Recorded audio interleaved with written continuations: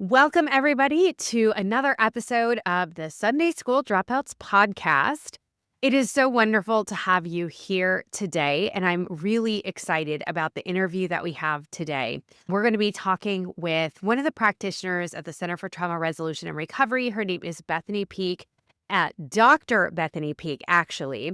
She is going to talk to us all about patriarchal systems within Christian traditions and how these frameworks have shaped a predominantly male image of the divine for many who grew up in this context. And she is going to be pulling in her doctoral research that explores God image formation and attachment theory and how she sees this deeply masculine view of God being able to influence women's relationships and their own bodies. So I think in a lot of ways, this really kind of sets the stage for control of the female body and reinforces limiting beliefs about both women and men, which is, something that is very central to the purity culture system. So I'm excited for this conversation. I hope you are too. Before we get started, I just wanted to invite you once again to consider sharing your own story with us, either through a voicemail or through written form, so that we can read it or play it here on the podcast. One of the coolest things this season has been being able to hear from you, the listener, about your experiences inside of purity culture. So we'll have those links in the show notes, or you can just go to SundaySchoolDropoutspod.com/voicemail. You'll see a link where you can just click over and record a 90-second voicemail. If you need some ideas on how, getting started, we have a bunch of different prompts that you can respond to. And we're just really grateful in advance for you to leave your story. If you don't feel comfortable sharing it on a voicemail, that's totally cool. Feel free to type it out either in a DM or our contact form, and we can read it for you. And don't worry, we'll take out all of the, identifying information. This will be totally anonymous, but it is so powerful to be able to hear so many of these stories. It helps us know that we're not alone. And it really is powerful to be able to hear people's stories of what happened to them and to be able to really recognize the insidiousness of purity culture and the long-term impacts that it can have. So, like I said, head to our show notes or SundaySchoolDropoutspod.com and leave us your story. And before we get started, we do always want to offer a gentle disclaimer that we do recognize that some of the topics that we discuss in any episode might bring up feelings, emotions, and triggers that might require more processing or be too much to handle right now. So please always feel free to skip any episode or parts of episodes and come back if and when you're ready.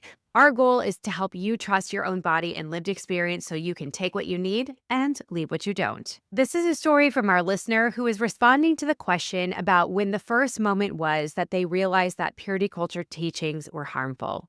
And they say, "When I realized I didn't tell anyone I had sex for over a year because I felt I had to hide it. And when I started being honest about my sex life and my closest friends said that they felt like they didn't know me anymore, which made me feel even more alone in this life-changing exploration of pleasure. My purity class compared pure girls to china cups and girls who weren't to styrofoam cups.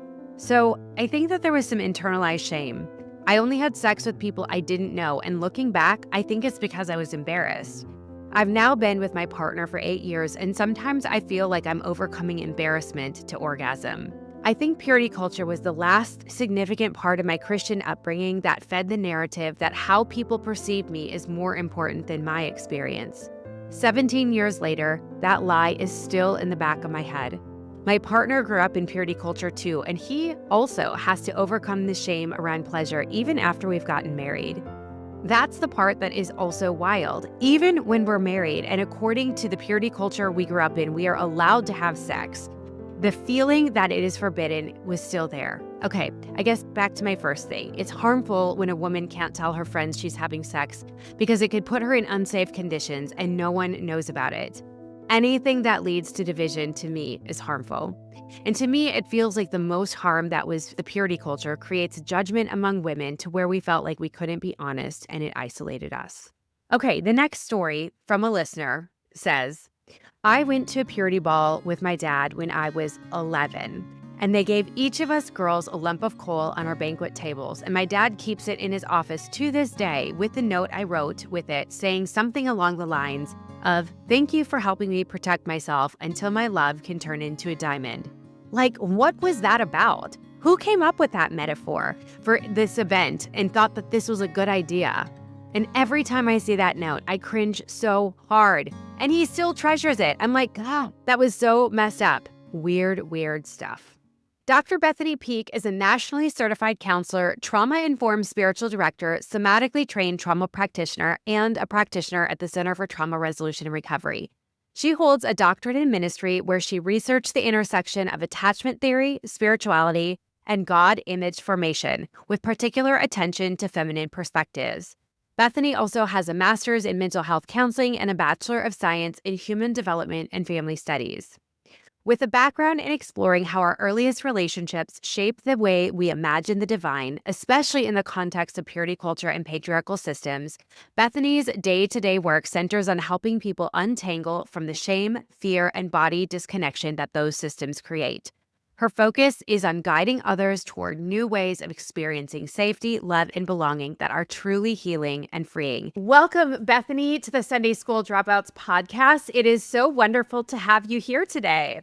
I'm super excited for this conversation. Yeah. Well, we just came off of Domestic Violence Awareness Month, where we talked a lot about purity culture and domestic violence, how one can groom you for the other and keep you in it, all that stuff. And I felt like the things that we're going to talk about with you today fit so well with that. So it feels very fitting that we are talking about patriarchy and attachment and purity culture and all those things in between. And so before we get into kind of like the meat of what we're talking about, I wonder if you would just share with our listeners just maybe a little bit about your personal story and kind of how it impacts your professional work. You know, kind of how did you get to this place of where you're at today? Okay. Yeah. Oh my gosh. Okay. I'm so excited because I think you're right. There's so many through lines here. So I'm just excited to see where this will lead. We could probably talk for hours and hours about it. So it'll kind of see where we kind of get off into.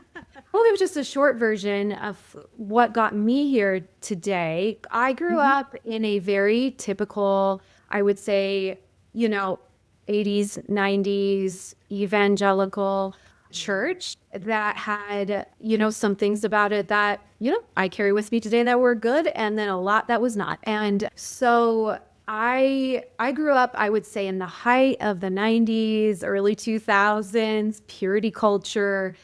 And I was really good at it in the sense I was a star youth group girl, and I had the ring, and I had all of the commitments, and was just a passionate, I would say, very, very desired to be very genuine. Like looking back, it was such a as far as I could relate to it or understood it at the time, it felt deeply authentic and real, and wanting to just be wholehearted, all in. And that led me, to just really abide by a lot of all that, many of your listeners, I'm sure, will recognize around these very rigid, narrow views of God, very narrow views of faith, spirituality, and especially, I think what will be relevant for today is of my own body and my own story and what was allowed, what was not allowed. And that really, really shaped me. Long, story, did a lot of ministry, went in and out, but over time, I went back to school to become a mental health therapist, and in my therapy practice, ended up, when I first opened up my private practice years ago, started realizing man, I went into it because at the time I was like, there's so many people within ministry and stuff that just seem to have problems, and there needs to be a place they can go get help, and I was thinking about that, wanting to be trained to help and all of that. But the more that I started to sit with people, the more I started to realize wow, these issues are not just oh, you've got maybe an unresolved issue with addiction or an unresolved issue with, communication in your relationships. These issues are really rooted very often deeply within our systems and really deeply rooted within a lot of times our theology and our ideas about God, and those shape and form us. My own journey is a long one of kind of seeing that first in other people, seeing other people's stories of spiritual abuse, spiritual harm, spiritual trauma. And over time, as often happens, I think, with people in this space, in the mental health space, we can sometimes see it better in other people before we see it in ourselves. And so over time, started to really, really reckon with like, oh, this lives in me. This lives in my story. And specifically around when I was doing my graduate work, a lot of my practicum and internship hours were at this clinic for women, very low income women who were dealing with a lot of like hard things, many times abuse and things like that, a lot of trauma. So it wasn't specifically like related to spiritual abuse or anything like that. But I really, over time, as I started to sit with clients and then explore my own story, I was like, man, there is a lot of overlap of the stories of trauma and harm and control and rigidity and disassociation from body and all of that that I'm seeing with people I'm working with, and then also certainly within myself. So over time, that's just become a big passion of mine, is to understand that. Obviously, I get the real great privilege of working with people recovering or working through spiritual harm or abuse or high control groups, all of that. But I care about it because it's just such a big part of my own healing journey. And then also it's what kind of pushed me to want to understand, what are these systems, like, where did this come from? From more of the academic side of things, and even understanding it from I can kind of understand it from the psychological level of it, but understanding, man, this is rooted a lot of times in the theology that shapes and is the framework for all of this. So that's a little bit of, I don't sort of short of what got me into this. And I'm really, I'm very passionate about, I would say, not just women, certainly men and women, but specifically a lot of my work has been with women and understanding healing and how that uniquely kind of works for a lot of women, healing from this stuff. I love that. And what got, like, tell us what your PhD is in and what your research is a little bit about. Interestingly enough, it is actually a doctorate of ministry. So it is a theologically based, but it's very psychologically oriented. So it's on what I studied was the intersection between attachment theory and God image formation, specifically exploring the role that the male God image has upon a woman's sense of attachment to their view of the divine. That's so interesting. Yeah. Want to marry kind of two different worlds. I think that both have shaped me, and, shaped in the theological space, shaped me for good and for bad, and complicated. And then, the psychological space. So kind of taking those two and kind of unpacking it together. So, Yeah. I really just appreciate, hearing about your background. And my story is different, but like some similarities, like I have a history degree, and deep diving a lot of the stuff with like the role that Christianity as an institution played in the Western world, and seeing the systemic institutional level and influences it's had on people. That is ultimately what led me to where I am now as well, like a mental health therapist, and so it's so interesting. And I think it's so helpful seeing like that systemic lens and that systemic connection between things like trauma and high control or lack of autonomy and things like that.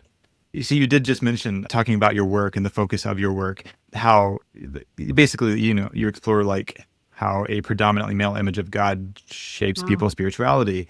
And I was just curious if you could speak more to how the theology influences specifically how women see themselves and their bodies. Yeah.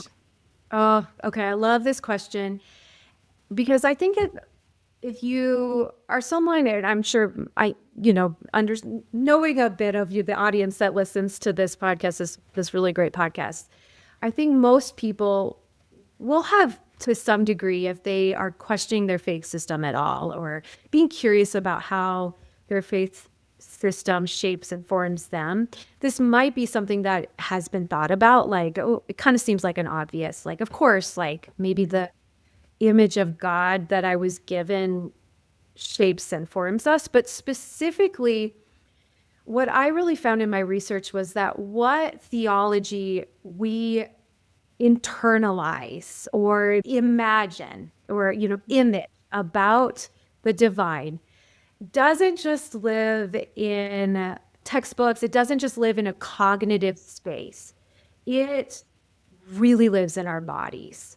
And it really lives in an internalized sense of awareness of what it means to be human and what it means to be in this world and relate, especially if you are a part of a faith tradition where so much of your way of orienting to the world is around your view of God. So what I wanted to understand, and I started to kind of be curious. It's so interesting. What God is very often, especially in, let's just say, maybe your typical evangelical, tradition, or even I would say just generally in the Christian tradition.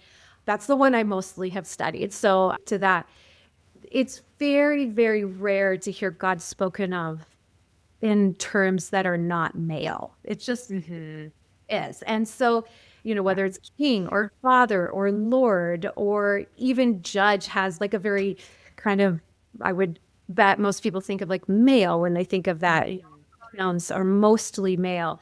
And that, what I found is that ends up really shaping our image of self in that, because as I was doing some research around this, I came across this really delightful little book that was written in the 70s. This man gathered together these like children's funny sayings and prayers to God and things like that. And I think this best describes it here. There's this little prayer by this little girl 6-year-old girl named Sylvia, who wrote her prayer to God. And she said, "Dear God, are boys better than girls? I know you are one, but please try to be fair."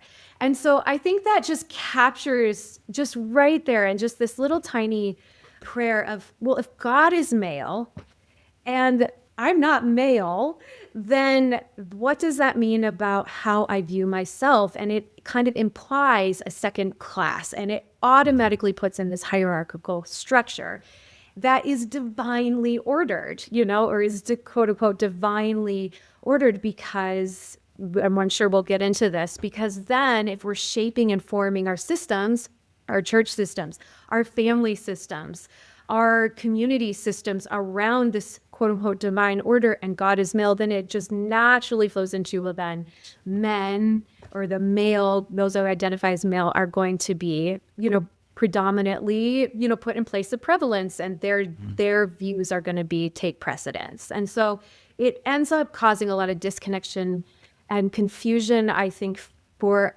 specifically female bodies, of what does it mean to relate to this God who I'm created in the image of, but I'm not male. What does that mean? And let alone people don't even identify as, are born one gender, but identify as a different gender. That adds a whole level of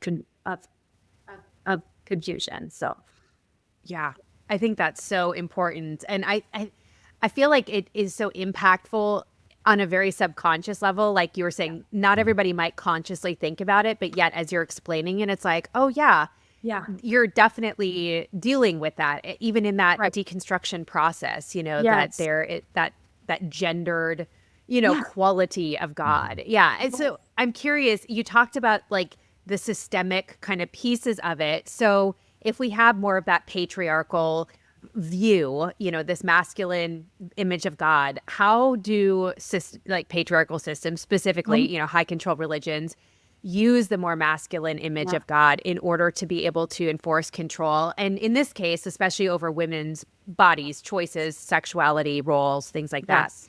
Yeah, I think that's why it's so important to start from this deeper level. Often we talk about patriarchal systems. We're talking about the way it's playing out, a system that puts men in predominantly places of authority and leadership. And that's important to name, especially for people who are wanting to move beyond patriarchal systems, see the damage that it does to both men and women, to all of us. But I think in this context, it's why it is so helpful to even see at the deeper level, when this is rooted in, well, God is male.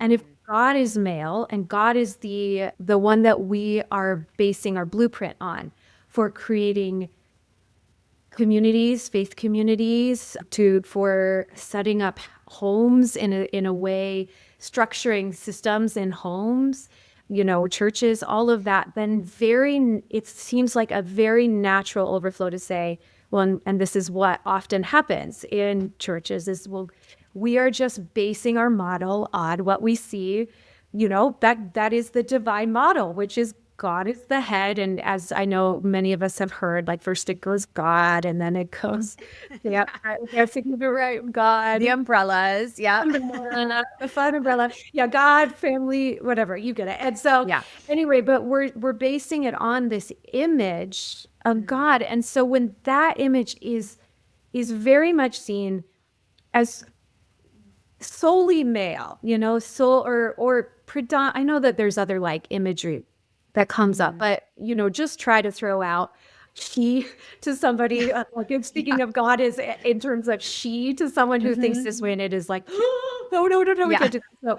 So but very predominantly as male, what it does is it gives credence and divine authority to patriarchal systems that then there's no questioning them, because it's like, well, don't take this up with maybe the patriarchal head of the house or head of the church or head of the church denomination or whatever. You got to take this up with God, and this is what we see is that God's male and God's the head, and then and it all flows from there.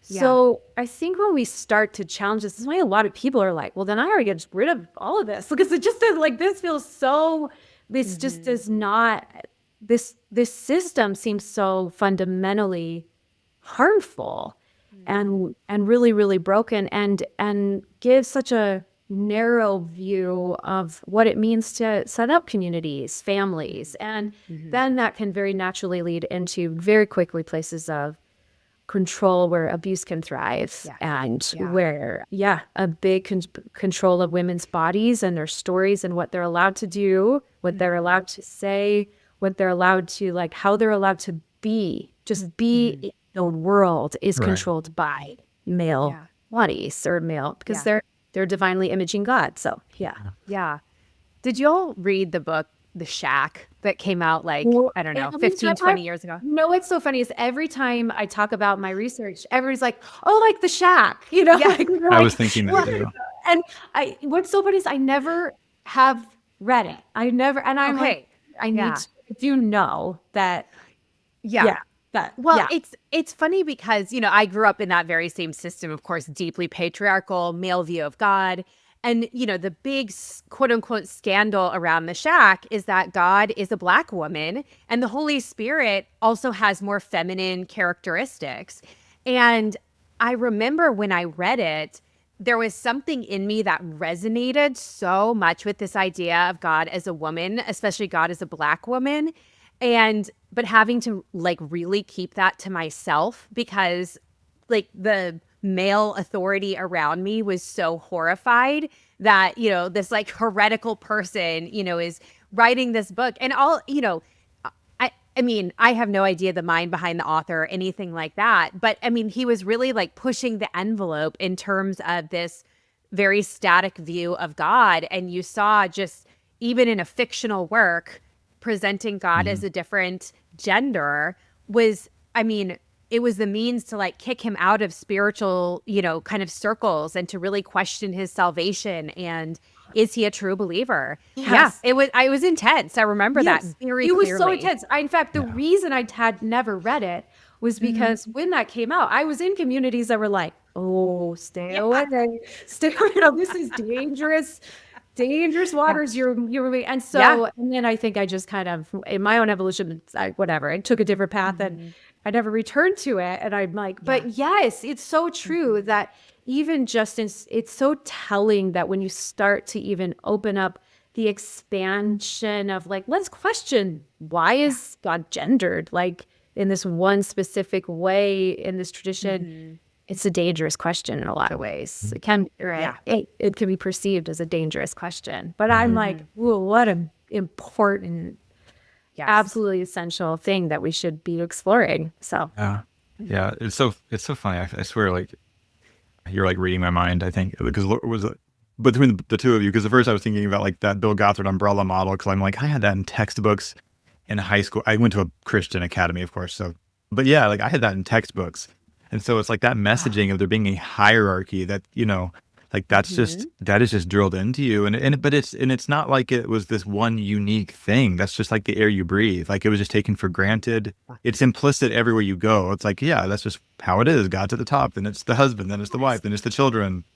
Yes, Um, that's it. I love that you say that it's the air you breathe, because that's what I ended up kind of really finding in my research, or as I was exploring this, was it really is the water that you swim in, and the air that you breathe, all that, that you don't even, I didn't even know to question it. Like I didn't yeah, even know to, to even think something different felt like it wasn't even like a known to question or yeah, even to be curious around this, because that umbrella, like it never is even man and wife as head, it was just right, man as head. And so it's so insidious, so deeply entrenched in so many different things. So it doesn't even have to be this overt, you know, well, God is a angry man, blah, blah, whatever, really, really out there. It can just be just in the language and just so it just very seeps in, so that it doesn't even yeah, ever get questioned. So it's huge. yeah. Well, and that ties right into what you guys. I did not read the Shack either. I was same as you. I was deep in Seventh Day Adventism, very devout at that time. They were very anti the Shack, Yeah. but I knew the gist of it, right? And so, but I think that just speaks to like the air you breathe, the water you swim in, like just these things that are taken for granted. That then to question it, like the Shack did, to throw into question these things, like I mean, it undermines the entire foundation That's of it. what you That's believe. it. So it's like it's interesting, and on one level now looking back, it almost seems silly and trivial, but yeah, I mean it was such an upheaval. If I were like thinking of myself in the circles I was in, like that would have been such an upheaval if I were to like Totally. have leaned into that. And of course now here I Yes. am. I'm not in Adventism I know. whatsoever, and I'm so far in the rearview mirror. But Yeah. yeah, yeah, Oh, it's so true.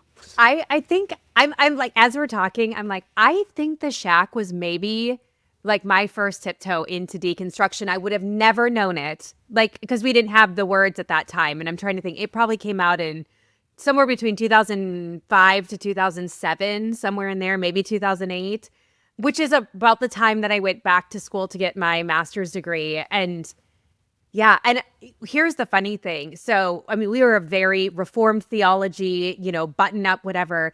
And the lead pastor, like our head pastor, came to me because I was in enough of like a volunteer kind of leadership position. And he was like, "What do you think of the Shack?" And I remember starting to say, like, this idea of like God is a woman, and talking about like, I feel like it's more of like the characteristics that were described more than like the gender, and seeing the look come across his face like, this is not going to be good if I keep going down. And I, in the moment, course corrected. And I was like, but obviously this is anti-biblical because, to even have God represented as a woman, to have the Holy Spirit represented as a woman. And it was like, then he kind of relaxed. I was like, yeah, I don't think other people need to read it. And he's like, do you think I should read it? And I'm like, I mean, you can, but this is just and like, I have not thought about that since, for almost 20 years, but wow. Yeah. It just was so dangerous to even ask a question of like, what if God isn't essentially this, white man in the sky? Yeah. Yeah. Yes. I love the way Dangerous. that Christina Cleveland, I don't, Dr. Christina Mm-hmm. Cleveland, I'm not sure. Yeah. Familiar Yeah. with her. She wrote God is a Black Woman, and just very Yes. pushing, just beautiful, and that womanist theology and stuff like that. So but she calls it, just white male God, just this white male God image that we are so unaware of how much it shapes. But I'm sure this kind of definitely ties into the attachment side of things, that we don't even know we're allowed. We feel so unsafe with this image of God to even question it, to even like, it's so gate kept and so said like, you're safe within these bounds with this view, this image, this imagination of the divine. But moving outside of that is terrifying territory that you're going to just fall off into the abyss, and or it could potentially lead you deeply astray, and all of the scary things that we're told about that. And so it is so huge that I think I'm so curious about that for you, even recognizing, interesting, that was probably a very early stage of my own shifting, was this opening up. I'm like, oh, maybe this isn't all the only way to view God. What a thought. Yeah. So I'm curious about talking about like sense of safety, all of that. Like, what would you say it does to a woman's sense of safety or worth when God is only ever framed as male, authoritative, or punitive? That's such a good question. And I always, like, whenever I talk about my work or research, I'm always so aware that there are so many wonderful males in this world, people who identify as male. So it's not like, oh, we're unsafe because God, these just simply because God is imaged as male, and that, that can easily get into a way of blaming men for something that I don't think is, of course, like, there are so many good, safe men, so many. I mean, Andrew, you're sitting here with us, so deeply, and I know many of them, my own spouse and my friends who I feel very safe with. So I want to be clear, it's not just, oh, because of this, that equals this. But what I will say is that when God is viewed as a punitive male, especially when we're talking about things like king, that is such a power over, or Lord. In part of my research kind of led me down a very long bunny trail of like, where did this whole idea of like Lord and like that come in, and how did, especially in the feudal system and all of that. And so what happens is that it just becomes this ruling over that ends up creating a system where women's bodies are seen as subservient to male bodies, and not just human male bodies, but to God.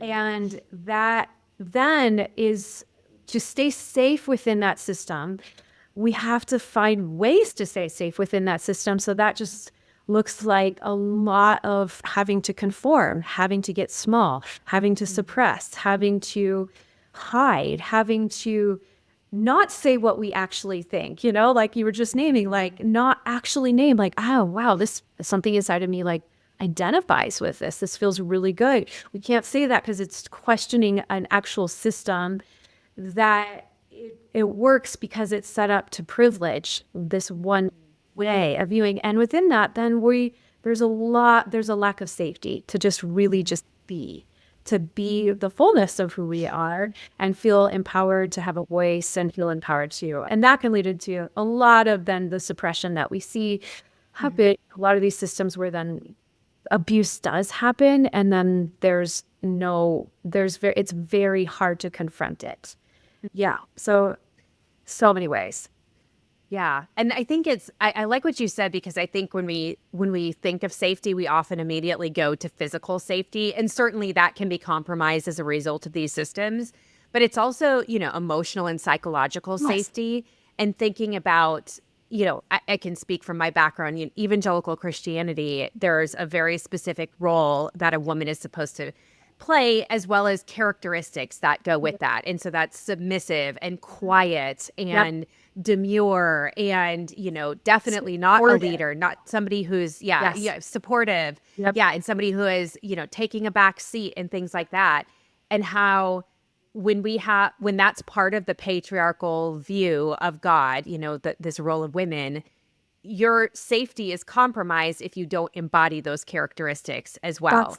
Yes. Yeah. Yes, And I mean, yeah. And I don't think I ever connected that until now, of like, oh, I was actually feeling extremely unsafe in an emotional and psychological and spiritual way.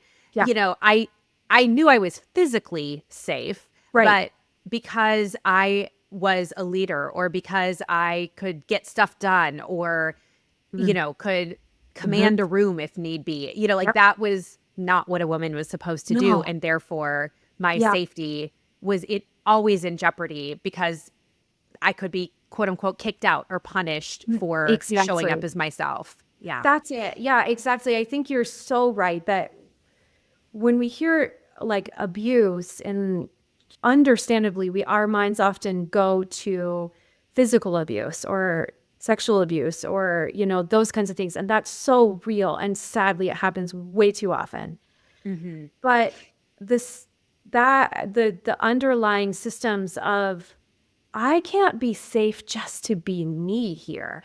And so I have to shift and use some of, in many ways, the survival strategies of like fight certainly don't work for a woman in a setting like this. If you fight, you're very much kicked out, you're ostracized, you're seen as problematic. If if you flee, then you're kicked out, you lose your belonging, you lose your sense of community. Oftentimes your dearest friends and your dearest place of belonging. And then, so that kind of just leaves often the options of freeze or fawn. And I think often what happens is the fawning, that's how it shows up in women's bodies. The lack of safety shows up in women's bodies is, it might look like this is great. I'm doing great. And I'll just figure out how to work my giftings into this system in a way that doesn't make anybody feel threatened, in a way that doesn't make anybody feel bad about themselves. And that was certainly my story, where it was just like, I'm really good at honing in on the men here who need to be affirmed and told they're really awesome and they're so good. And like, oh my goodness, what a good leader you are. And like, oh, look at you. And let me just kind of make you then just feel so wonderful. And then underneath that, I'll just get to throw in my gift, so then I'll get the crumbs, but at least I get something in it. I felt so grateful, or I felt so like, if I just can just surrender my desire to like lead, if I can just surrender my desire to like have desire, in the first place, then I'll finally be at ease and I'll finally just be able to thrive in this system. And it's a broken system to start with. Yeah. So it's just never going to work. Our bodies aren't made that way. So they're not, that's just, Yeah. Let's kind of move into some more of like, attachment and how it connects to this patriarchal pieces that we're talking about, this male view of God, and kind of bridge the psychological and spiritual frameworks. So part of your research is also on attachment theory and spirituality. So can you go into a little bit of your research and on how our early relationships shape how we view God and how we view ourselves? Exactly. Yeah. Okay. So yes. So I love this research because it's so, for me, it was such a helpful way to understand my healing journey, was understanding that, this stuff gets imprinted early, real early. And so what basically attachment research, and for people who are maybe unfamiliar with it, I think there's so much out there on it, but it's just basically well-developed developmental understanding of how we stay safe in the world, or how humans and mammals really end up forming connections with their primary caregivers to stay safe and survive. And when we don't have a safe attachment figure, then we're going to adapt ourselves to stay safe in whatever way we need to. And so like Dan Siegel, the wonderful, researcher and who's done all the things in interpersonal psychology and all that, has said that what we're looking for from day one, and I would say even before we're born in utero, a lot of research even around that, is this sense of that I'm seen, I'm safe, and I can be soothed when I'm upset or I'm hurt or there needs to be repair. And in really safe and secure attachment relationships with a primary caregiver, that happens certainly not all of the time. It doesn't have to be like perfect by any means, but there is a consistency to this attunement that happens from day one between the primary caregiver and the infant, that as you grow, that grows with you. And so as you gain, capacity to speak, and as you gain capacity to go out into the world and explore, there's a sense that I am known by somebody who loves me unconditionally, that is secure in their own identity. And so they're not looking to me to meet their needs as an adult, but they can find that to soothe themselves, and that they can then be a place where I can find my own ability to soothe myself because I know what it means to be soothed by a safe and secure person. And what researchers have really found is that often our early attachment relationships tend to form our images of the divine. Anna Maria Rizzuto, I think, was the one who wrote the book Birth of the Living God. And really, she was a psychoanalyst, so definitely, in the Freud tradition, but the Freudian tradition, but did a lot to help us understand that these attachments that we can kind of track between relationships. And we understand that to be obviously with like our caregivers or these important key people in our lives. And then later on in life, that shows up with our, in romantic relationships or just in friendships, that also can really be understood in how people relate to the divine. And so if there isn't a secure base, a really secure attachment base, what ends up happening is we develop attachment patterns that are often on a spectrum. They're certainly not stuck in one space, and they can certainly grow towards security if they're not there. But if we didn't get that modeling and that healthy attunement and attachment in childhood, what we end up doing is relating to our world and often to our view of the divine through these attachment behaviors or patterns that are not secure, that are maybe really anxious and feel really, really constantly having to check in, constantly having to be like, are you good with me? Are we good? Is everything okay? Am I making you mad? Am I making you happy? Am I pleasing you? Am I disappointing you? And if I'm pleasing you, then we're okay, we're good. And that feels good in my body. But if I'm disappointing you, then, oh my goodness, I got to monitor. Or a more detached, what might be called avoidant, which is a deep sense that no one's there to even check in on me. I maybe have this idea that there's an ever-present God, but maybe the model that I got from my caregivers was that when I have needs, it's dismissed or it's not attuned to. And so I have learned to just say, I'm good. I'm good on my own. I'm going to disassociate maybe from my desires. I'm going to disassociate from even having needs from other people because that's not safe. That feels too vulnerable. And that can be like a real way that we relate. And then, of course, the more disorganized, chaotic view, which is where there's some maybe trauma involved or some abuse involved. And that certainly can very much be entered in with a lot of shame and a lot of sense of it's not just that I've got to just monitor or disconnect, but I am fundamentally bad. I am fundamentally not lovable. And that's how I'm going to relate to the world around me or to my the divine sometimes. And so what researchers have found and what I found in my research was that, wow, these connections that we make early on really track to how often this internalized in attachment theory, it's called an internal working model, so that working internalized map of how to relate doesn't just then get, moved out into our other relationships, even when we've left maybe childhood, but can really impact our view of the divine in really damaging and harming ways. So that's a little flip of it. Yeah. That's so interesting. Because I've always tended to identify myself as a more disorganized attachment kind of pattern. And as you talked about, kind of the messages behind that, I'm like, oh, but that's the theology I learned. Exactly. Yes. The theology I learned. Yeah. Exactly. So it makes so much sense. It makes so much sense. It makes so much sense. So if you think about how often we're told, God is your father, God, pray, God is your father. But then you're also told, well, God's your father who, if you don't abide by these standards and these rigid rules, then you'll be in his good graces if you do. But if you don't, you are going to be sent to eternal punishment and painful eternal punishment, separate, and not just punishment, but separation, which is so disorganizing to a child's sense of self and safety in the world. And that's a very disorganized view of self and God and all of the things. So of course it breathes. Yeah. Yeah. A lot of fun.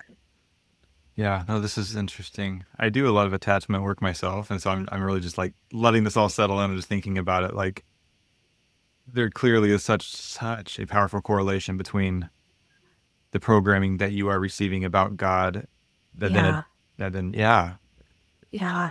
connect with like parents, connect with how you view your own, Yes. how you relate to your own body. Yeah. Yeah, it's anyway. I realize there's not a question in that. I'm just thinking out loud. This is So yeah, real. it's very Yeah. powerful. So real. Yeah. So, with the attachment pieces, Yeah. what would you say is the connection between somebody's attachment style and maybe how they Ooh. relate to their own body, especially as we Perfect. are talking about purity culture? Purity culture. So it just tracks so well. I think with purity culture, I feel like is like a bit of a how would I say it? Like what shows up in purity culture, I feel like is just like a concentrated example of things that are actually intertwined throughout so many aspects of all of the things that we're talking about. But because purity culture is so focused on control of the body and so focused on controlling our view of our bodies and what our bodies are allowed to do, what they're allowed to feel, what they're allowed to have, what desires they're allowed to have and not allowed to have. It is such a helpful, I think, space to explore how this can play out. And it's really interesting too, because it's not surprising that when we are in attachment, when we're talking about attachment theory and all of that, we're often in therapy or coaching spaces working at it at the adult level, like adult attachment, like it's showing up in maybe a dating relationship or a romantic relationship where you're realizing like, oh man, we've got some attachment issues here that you're still viewing you're relating to this person in your life through these attachment lenses that might still be not safe and secure. And how do we move towards that earned security or move towards that safety? But specifically in purity culture, I think where this shows up, I mentioned those three spaces. There's the anxious side, the anxious attachment. There's the avoidant attachment. They can be called different things, but, we'll just use that for now. And then the disorganized or fearful. And I think that in that more anxious side, that can show up very much as a hyper monitoring of self, hyper monitoring of, but self in the sense of also outside of yourself, of like, what do I need to do to abide by rules that will keep me safe in this system? And how can I constantly be checking in outside of myself to make sure that I'm doing that, and then adjusting and adjusting and adjusting. So it can show up like a hyper, modesty or controlling around like what is thought about, what is engaged with, what is explored, what is explored in your body, what is explored around sexual development, what is explored around in dating relationships. It's this hyper monitoring. And when it doesn't totally fit with what the externalized standards are, then it shows up as a ton of anxiousness and shit that will show up there. And then maybe the other side is that more avoidant, which is I don't feel safe with my own desires. I don't feel safe with my own feelings of longing and arousal or a feeling of passion, and this can show up obviously in sexual development or just sexual exploration, but also just in the realm of just desire in general, feeling and touch and pleasure and all of that. And that feels so unsafe to me. So I'm just going to avoid altogether, and I'm going to disengage from my desire. And so that looks like, man, it's really hard to know when we're working towards healing, like how a lot of people will say like, I don't even know how to have desire because it feels so unsafe.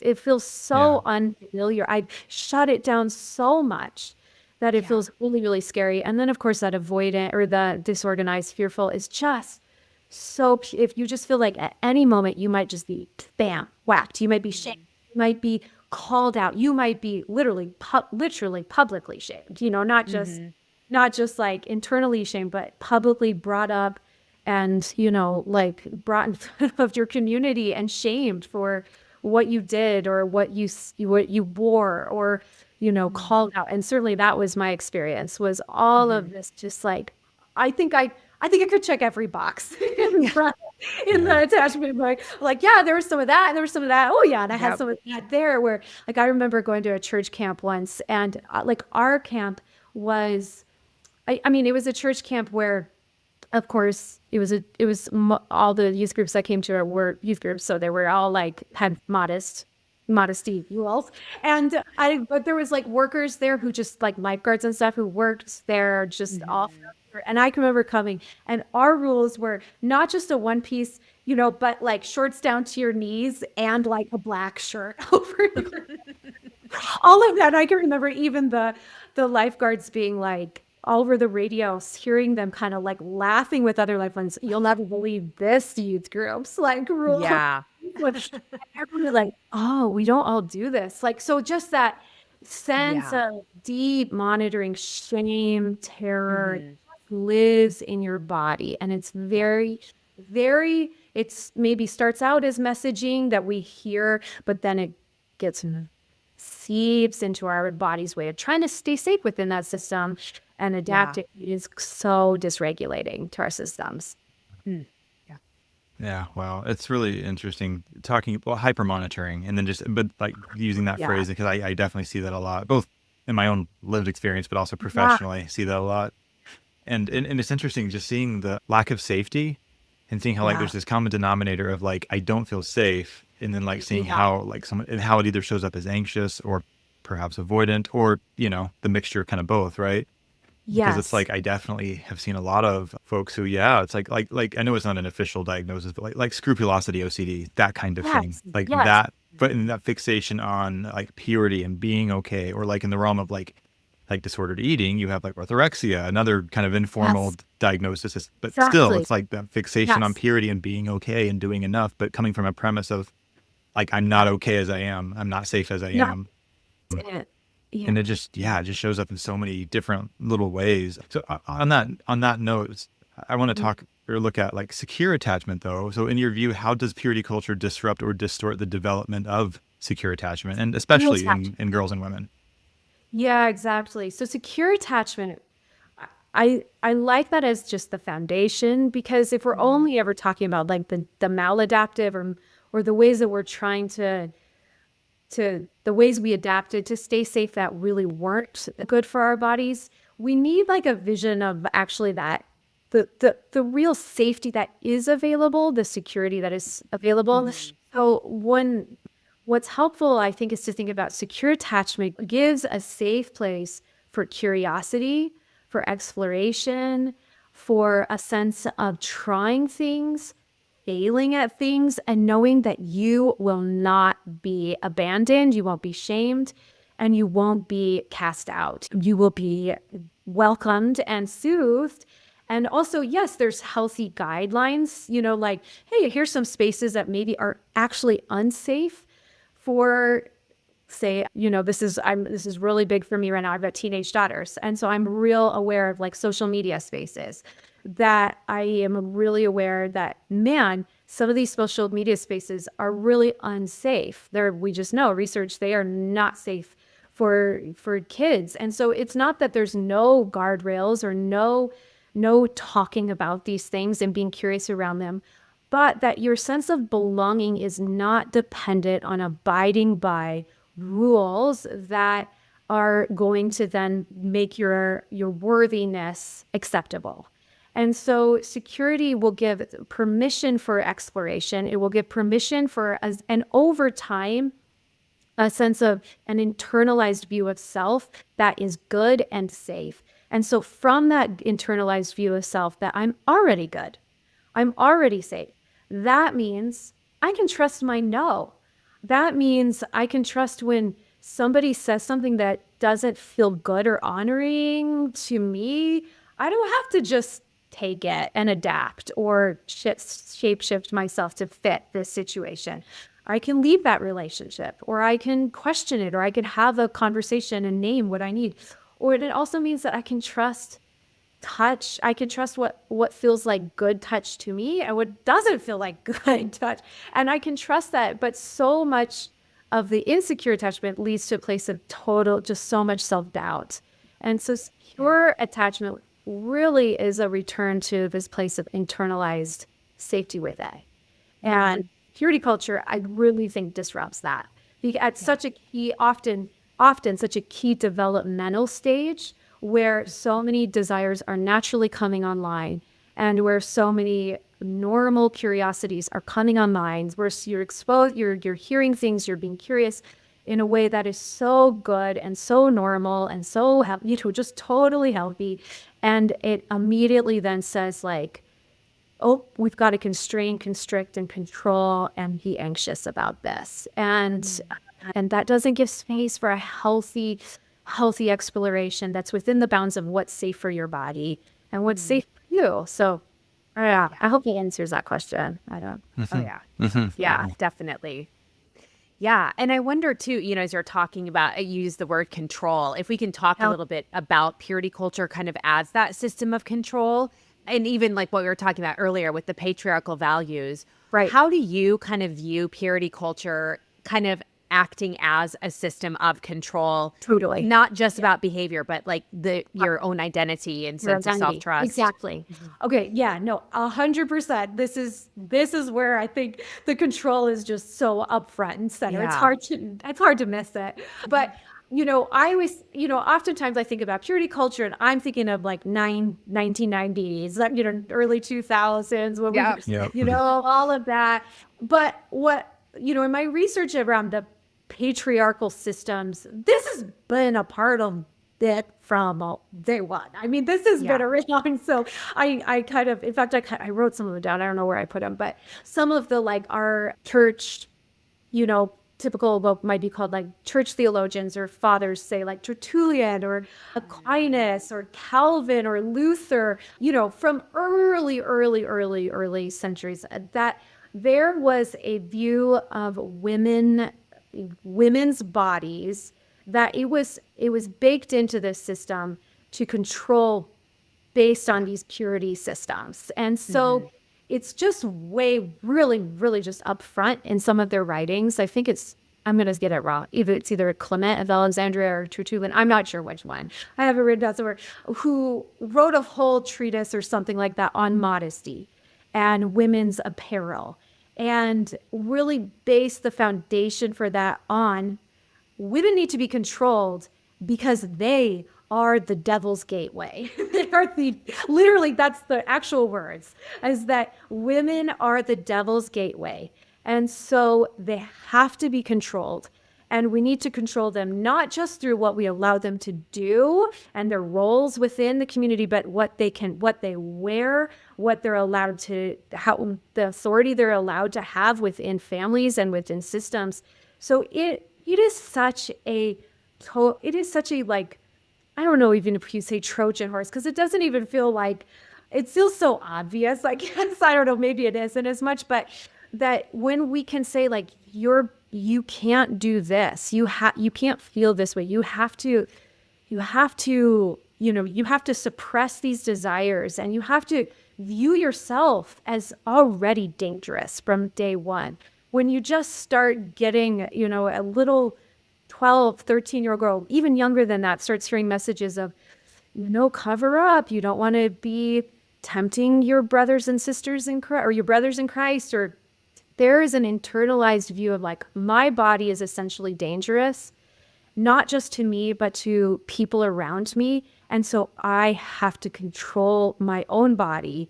And that is just, so that just right there is then a tactic of control that just keeps this very rigid system around women's bodies it's so insidious.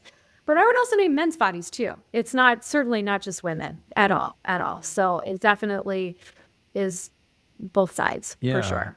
Yeah. Well, and actually on that note, Yeah. I'm curious, how would you say purity culture, like, not only impacts women, but also limits men and how they relate to their bodies, emotions, and relationships? Yeah, 100%. Yeah, I think that this is, I feel, even though most of my research has been with women, I think I feel so also passionate about this for men, partially probably because I have a little boy. My youngest is a 9-year-old little boy. He does not fit your classic, just like rough and tumble and masculine, what maybe the stereotype is and of what it means to be a masculine boy. You're eventually man, and he's incredibly sensitive. He's like very, very, very sweet, very attuned, very gentle, very insightful, all of these things. And I think that these patriarchal systems damage men just as much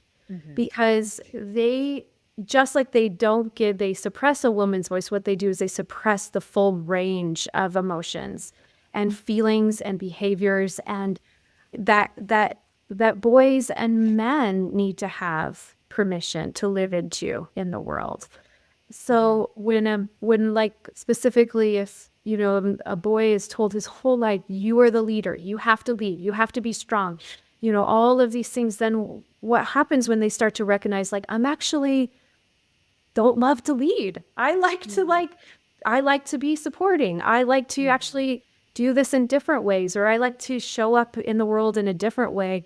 Then shame just so comes in that space to make them feel so bad about themselves. And then I would also name, it also just tells boys and men that their desires are just out of control, that their desires are uncontrollable, and they don't have any agency, or they don't have the capacity to be curious around that, to maybe explore what it means for them to engage with their desires in really healthy, normal ways. And so and then they're also taught you don't have control over it, but you can blame. You can blame outside of you these girls or these women who are just tempting you, and you can externalize or project it outside of yourself, which never feels actually healing, or like there's a sense of agency or a sense of self in that. So I think it hurts equally, men and women, very, very equally. Yeah. There's Yeah. not really redeeming qualities about No. purity culture. I've been asked that, like, is there anything redeemable about purity culture? No. I'm like, no, because No. yeah, even though men might appear to be the ones Yes. that come out on top, there is Right. there really is so much damage that occurs, in how they view themselves and other people. And there's a big process of healing they have to go through as well. Totally. Yeah, I think about when we were talking about those attachment patterns that show up for maybe for girls around like modesty and all of that. I think that often can show up well, this is true on a lot of for both girls and boys, men and women, but so much around, just what are you looking at? What are you seeing? What are you like? I can think of times where, being literally, our youth pastor literally like, shaming a whole group of us for watching a PG movie, I think maybe PG-13, on an airplane back from like a conference, that it was like, I think it was this very cute chick flick of like, but there was cleavage, there was cleavage that was that there could be seen, and just this deep like, how could you look at that? How could you, after what you were, how your commitments to God and all these things, how could you have this deep shame? And so it just shows up in that space sort of thing. And for boys who are told like, well, your eyes are where it's all about that, and what you put in front of you and what you don't. And it's just this deeply anxious way of relating to it rather than a curious way. And that's where I think a lot of healing moves into, is in that place of curiosity. Yeah. Yeah. And on that note, I'm curious too to know, like, as you've worked with clients, in a therapeutic as well as coaching settings, what are some of the themes that come up the most often, in people that are recovering from these patriarchal systems and purity culture? 100%. So I think of huge themes, even for people who have totally walked away, left these systems altogether, is this really, really strong theme of distrust of your body, a really strong distrust of your body's very, very wonderful. I mean, just, as the wonderful Dr. Hillary McBride says, the wisdom of your body, Yes. just the deep wisdom of your body, that even when people have maybe even left altogether some of these systems, there is such an internalized distrust of the body's cues, the body's awareness, the body's goodness, the body's inherent worth, that there is healing looks like reclaiming that. Healing looks like naming, of course I didn't trust my body. I couldn't. In many ways, my body was actually helping me stay safe by adapting and fawning maybe, or suppressing in those situations, because there was no way to stay safe within that system. And so in many ways, the wisdom of your body to keep you safe within it, but then out when you're leaving, or when you're reclaiming, or when you're renaming, or whatever that looks like for people, that is such a theme that I see come up over and over again, is trusting the wisdom of your body and relearning pleasure, relearning, or just learning, maybe for the first time, that pleasure is okay. And, pleasure, and I'm not just talking about, sexual pleasure. I'm talking about just pleasure in general, pleasure of delight and just gentle touch that is, just kind, or good food, or letting your body's regulatory system learn that it is safe to experience pleasure and delight and goodness and worthiness, and that is safe. So I think that probably is what, just obviously at CTR, we're so somatic based, and body trauma lives in the body. And so that is often what I really do believe. I believe it with all my heart, because I see it in my own self, but in almost everybody I work with, it is this normalizing, naming, and reclaiming of the wisdom of the body that has always been there, and is still there with people. Yes. I like that you pointed out the idea of on one hand returning to this trusting in the body, but also maybe not even returning, maybe doing it for the first time ever, which that's a whole point that I oftentimes will make with folks. It's this may not be something that we're going back to that you've ever experienced before. And in many cases, I think that is the case. If we grew up in these high control systems that our bodies were so pathologized, it was never safe to be embodied. So it makes sense that this completely disconnects. And we're, even as something as simple as, I still remember an experience I had in therapy 15 years ago. It was a body-based therapist, and they literally were just asking about, where do you feel this in your body? And I'm like, what the hell do you mean? Where do I feel it in my body? I feel sad. Exactly. They're like, well, how do you know you feel sad? And it was very frustrating, but in hindsight, I'm like, oh my gosh, I can see that playing out Yes. exactly like what you're describing. So Huge.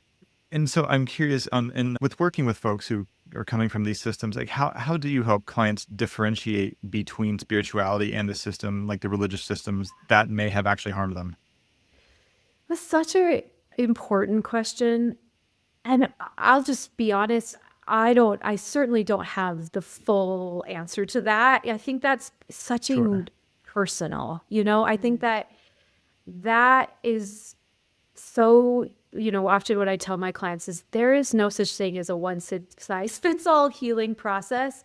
Yeah. And so what's going to look like maybe healing for one person is going to look very different for somebody else. And there might be some themes, certainly, like we were talking about, this even just learning to name your body's cue, is learning to just identify sensations in your body and trust the goodness of your body, those kinds of things. But what I'm always so careful to say, when you're doing healing work in this realm of spirituality, how do you want to relate to spirituality when your spirituality has been so fundamentally tied to potentially very often abusive, controlling, harmful systems, that is going to be complicated. It's like a web or like a string that just got so intertwined that it can feel hard to know what is what, because back to the language that we talked about from the beginning, language that for one person might totally work may be completely triggering and very, very, very complicated. Or a community, maybe going to a community or a church that for one person might feel like, wow, this feels really expansive and wonderful, might for another person be like, I can't hear that music. I'm literally having a full body panic attack right now.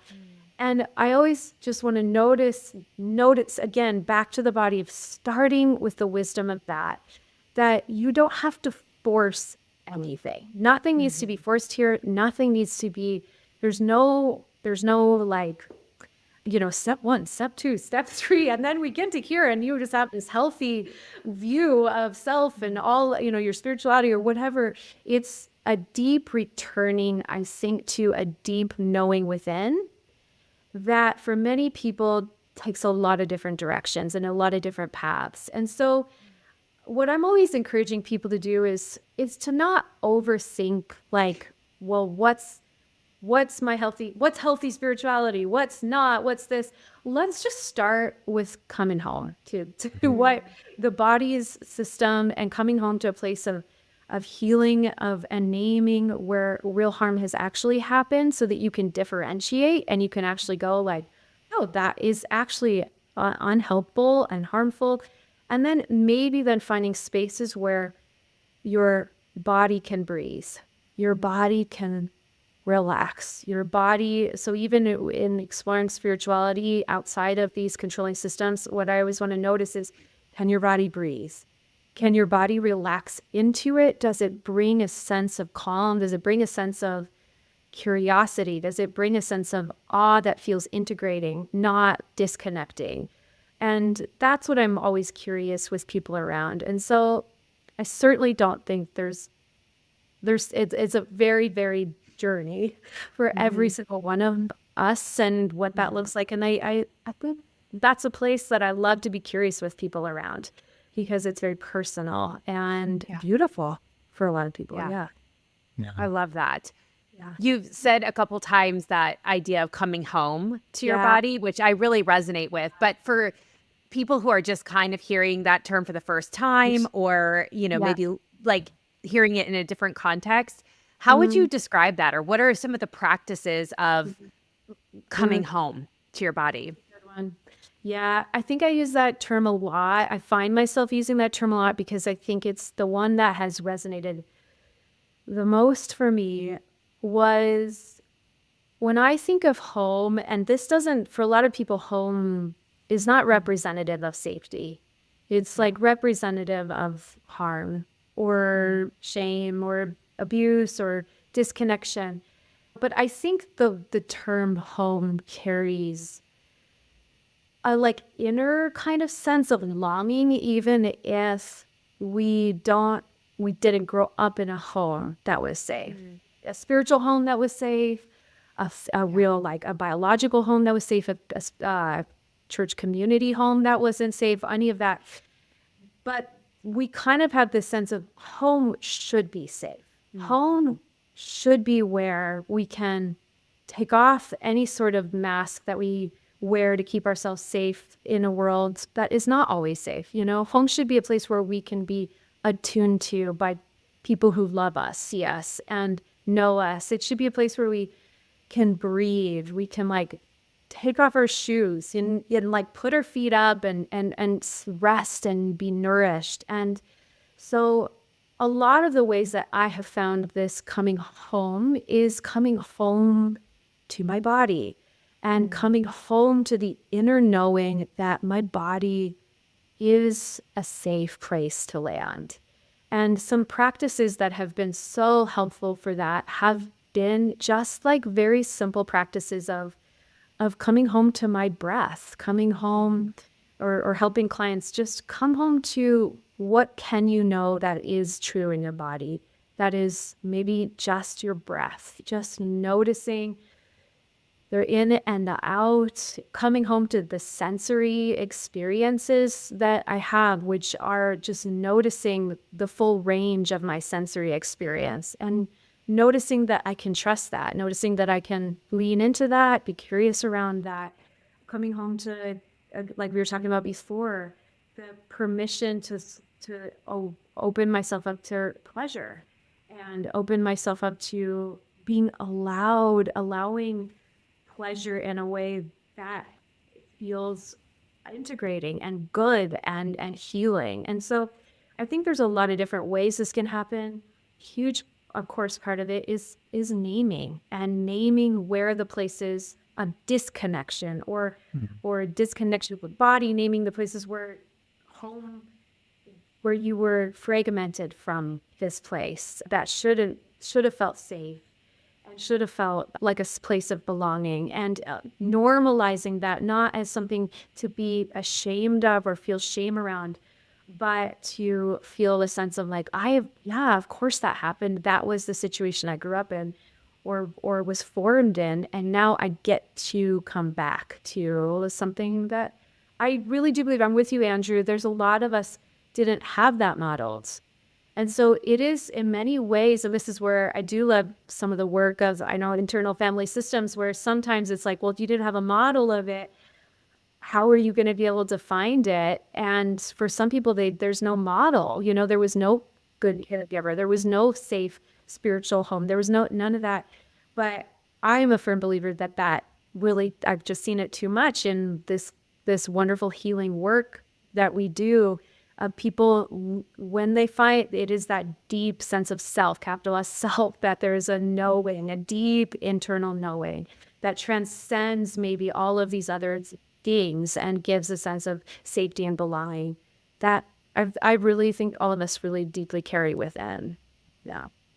No, I love that. And that's so interesting. I didn't know for sure I was pretty sure that you had background in IFS just by how you were talking about it. I love IFS. And it's as though I'm like, wait, I think I'm sensing a kindred spirit here. There you go. Yeah, totally. I think I'd heard you talk about it as we were IFS. I'm like, oh yeah, totally. Yeah. No, I appreciate that. I do think that there is so much inherent wisdom in the body, but it's like learning to allow ourselves to hear that and actually start to trust it. It's so important. That's right. I want to jump into some of these are the last few questions, but we ask a lot of all of our guests these questions, and I always am really interested to see, what folks will say. But if you could go back and say one thing to your younger self during the height of purity culture's influence, what would that be? Oh, yeah, that if I I have sat with that question actually, and doing my own parts work, many times actually. And there's so many things I would want to say to my younger self who was just so steeped. It was, in many ways, looked like I was doing it so well, but I was so fragmented. I was so stuck in a cycle of just terror, of fear of messing up, fear of failing. And to be honest, I don't know that I would say anything right at first. I would just want to go be. I would just want to go be with her and just let her experience safe presence, safe, attuned presence that gives permission for whatever she would need to make and say.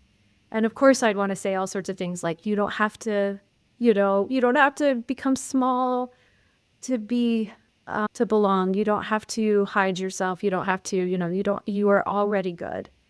You've always already been good, all of those things. But I think that the very first thing, I think about like my kids when they've had, they're maybe experiencing shame or experiencing hard things. My first go-to is just to go hold them, just to sit with them and just to be. And I think that's what I would want to do, and just be with the whole, allow the safety of there's another way and attune to her. And I think that's what I'd want to give her.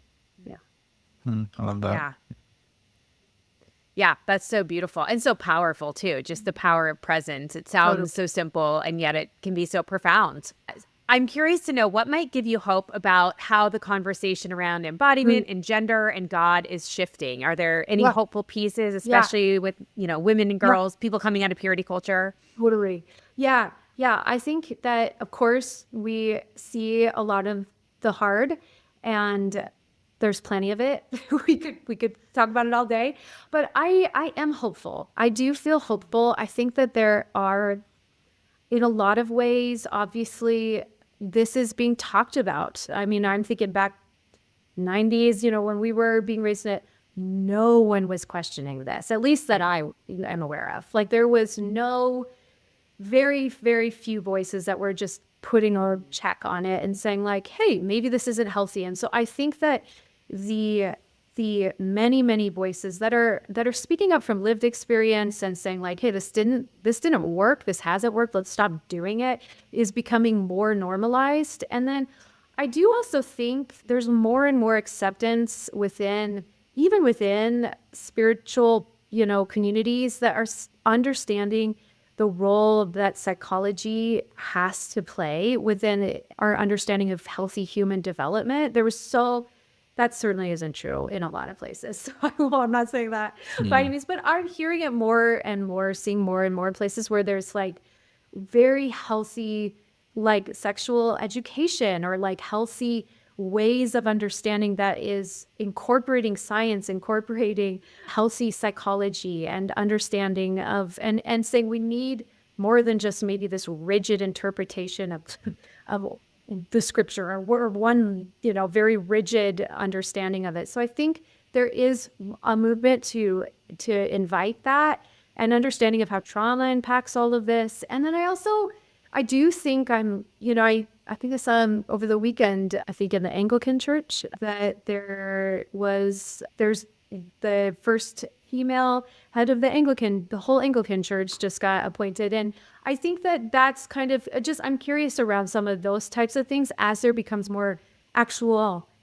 body representation, physical body representation within some of these faith spaces, that there'll be more of voices and experiences and lived experiences that I do think will help shift conversations and is starting to help shift conversations. And then of course, like, I'm hopeful because I get the honor of sitting with people weekly doing this healing work and just seeing, like I always say at the beginning of work with people, like, I do this because I see it. I see the healing being possible. If it wasn't possible, I'd do something else. But like, this is deeply, healing really is possible. And so I think as more people heal, I think that the ripple effects will be just greater, and kids will be raised in different systems, and that will actually lead to more health and more healing in these spaces. Absolutely. On that note, I mean, what you just said speaks to this very directly, but I'd love to just speak about it just a few more seconds here. And how can faith leaders, therapists, communities, Yeah. and such begin to like really directly begin to repair the harm that has been done Yep. by patriarchal theology, purity-based control, and all of that? So good. Yep. So when I think of, it's interesting you use the word repair, because repair is such a word in attachment, healing and attachment, healthy repair in early childhood, when you're being raised and having modeled for you healthy repair, which is ownership, which is saying like, not just like, I'm sorry you were hurt, but I own that I did something wrong. I did something to hurt you, and I see that. And not only do I own it, I feel that. Like, it moves me. I feel that. And I think the first thing is not just, it's not just a trite naming, like, oh yeah, we know maybe we did that wrong, and not a quick like, well, let's just move on to something better, but a real ownership of, this really, really screwed up. This has really been so harmful for so many people. And healing, I think, starts with really reckoning with that. And I think some people are doing that for sure, but like a real a real like ownership of like, and I've had to do that in my own journey of like, I not only was someone who was harmed by this, but I also really spread it in a lot of ways in my own, ways that I related to it. I was like all for it for a lot of times. And that doesn't have to be a shame-filled thing. That can be a real like ownership and acknowledgement of the ways that an adherence to patriarchal theological systems has not produced anything good. It has not produced anything helpful or safe or healing or freeing in the world or loving. I know it's a bold statement, and I'm sure I know that there's like people who are within these systems that think it has, but I think that for people who are seeing it and want to do something different, there has to be an ownership of how has my adherent, or how have we have to own our part in this. And then inviting healing, inviting the like repair that looks like the telling of stories, the telling of the ways that this really happened, the real like sitting with that and then doing something different. Just not just talking about it and being like, this is bad and we shouldn't do it, but actually let's do something different. Let's imagine a new way. I mean, like, I think that's why I love studying this, view of male God and challenging, like, what would it mean for people who want to stay within the system to challenge it? And that can be deeply expansive and deeply healing and deeply invitational to actually a new way that doesn't have to just build on an old system with better, maybe quote unquote, better language, but that actually totally shifts from the ground up, like that actually has a different system from the ground up that's inclusive, that is grounded in safety, that is grounded in belonging, that is grounded in goodness of the body. And so I think those are places to start. Yeah. I love that. It feels so hopeful, and I don't think it's something that's, just like this wishful thinking, because No. it really, it doesn't, you don't have to wait for it from an institution to put that forth. It's something that you can start to create in your own self in this moment. Yeah. And then transform your little corner of the world wherever you're at. Yeah. Yeah. That feels manageable. I love that.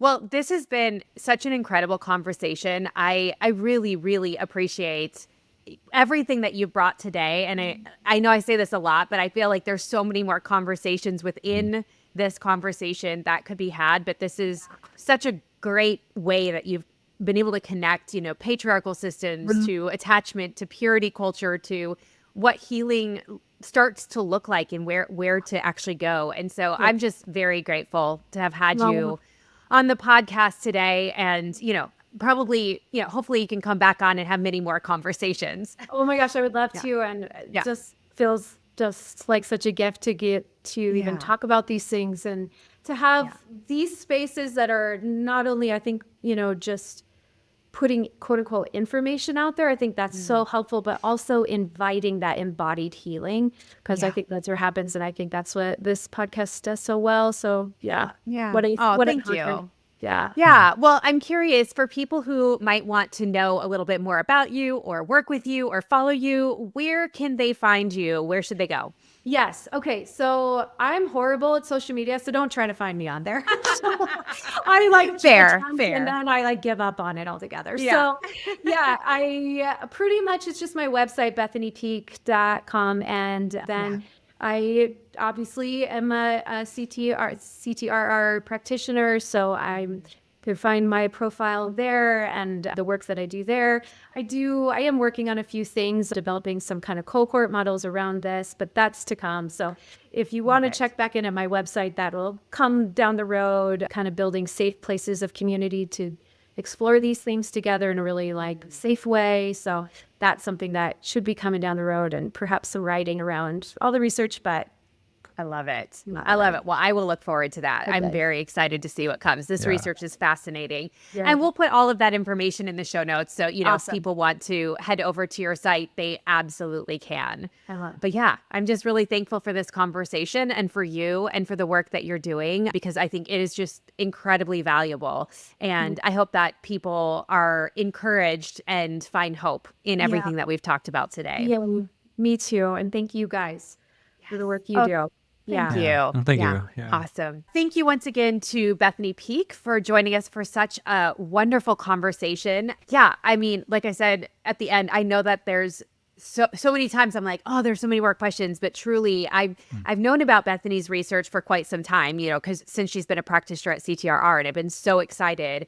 And I mean, I think just the conversation today is such a great way of looking at purity culture through different lenses like attachment and patriarchal systems of control. And I feel like it just is I just resonated with so much of it. And I feel like she's getting to some of the underlying like motivations and things that are happening systemically, but also individually, which I really feel like is so powerful. Yeah.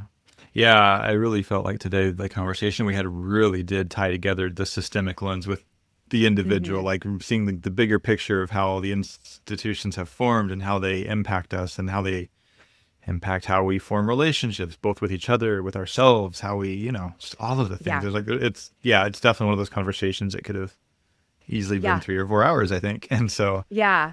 I'm really glad we were able to have that today. Yeah, I really like too when she was talking about attachment and how our attachment styles tend to mirror, like how we attach with other people tends to kind of be an example of how we attach to God initially too. Yeah. That disorganized piece, when she was describing that, I was like, oh gosh, yeah, that's so interesting. My attachment or connection to God was absolutely a disorganized attachment. Yeah. Yeah. Yeah. And that's really interesting. And I resonate with that too, the disorganized specifically. That definitely sounds like my personal journey there as well. Yes.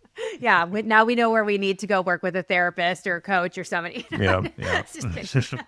Anyways, well, yeah, I thought that was a really great conversation. And I'm so hopeful, if people want to, again, find out more about Bethany, you can go to her website. You can go to the traumaresolutionrecovery.com, click on available practitioners, and Bethany's profile should come up if you want to work with her. But I think that's it, unless you have anything else, Andrew. No, I think that's it. No, it was a All great right. conversation. It was a good conversation. And I think with all that, all God's people said, amen. Amen.